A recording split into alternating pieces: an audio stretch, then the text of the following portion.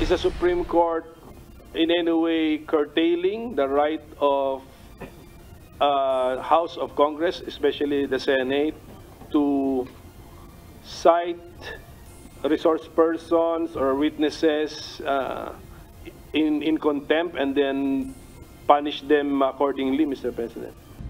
Palaisipan kay Senate Minority Leader Aquilino Coco Pimentel ang desisyon ng Supreme Court na pawalang bisa ang ipinato na arrest at contempt order kina formerly Executive Lincoln Ong at Michael Yang dahil sa umano'y pagsisinungaling at pag-iwas sa pagsagot sa mga tanong sa mga pagdinig kaugnay ng umano'y overpriced medical supplies noong kasagsagan ng pandemya.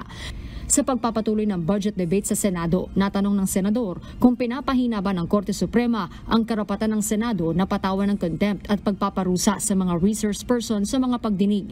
Nakasaad sa nilabas na desisyon ng Korte Suprema na seryosong pag-abuso sa diskresyon ng naging kautusan ng komite. Ngunit paliwanag ni Senator Juan Edgardo Sani Angara na siyang dumidepensa sa panukalang budget and judiciary, hindi ang kapangyarihan ng Senado ang kinekwestiyon ng Korte Suprema, kundi ang paraan ng pagpataw ng contempt sa mga resource person.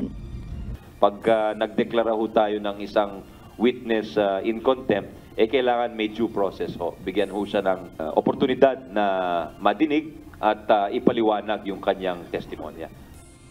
Para kay Senate President Juan Miguel Mig Zubiri, binibigyan diin lamang ng Korte Suprema sa kanilang desisyon na dapat matiyak ang pagiging patas sa pagpataw ng contempt. Kaya kinikilala rin anya nila ang desisyon bilang gabay sa hinaharap.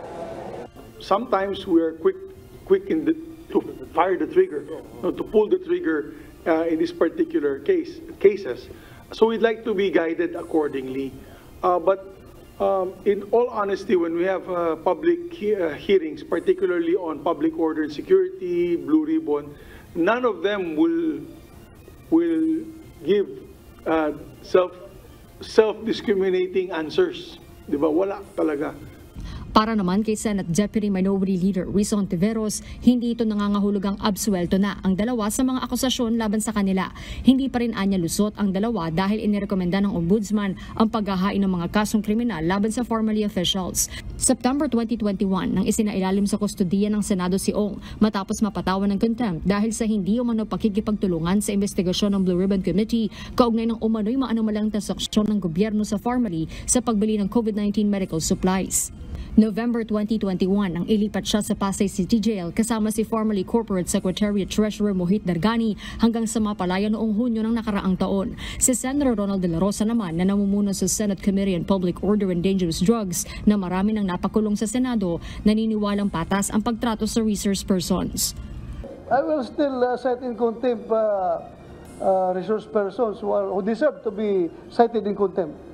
Pareho sa akin naman, pinapasalita ko naman sila lahat. Pero contempt pa rin. Harleen Delgado, UNTV News and Rescue. Diyos ang aming sandigan, serbisyo publiko ang aming pinahahalagahan.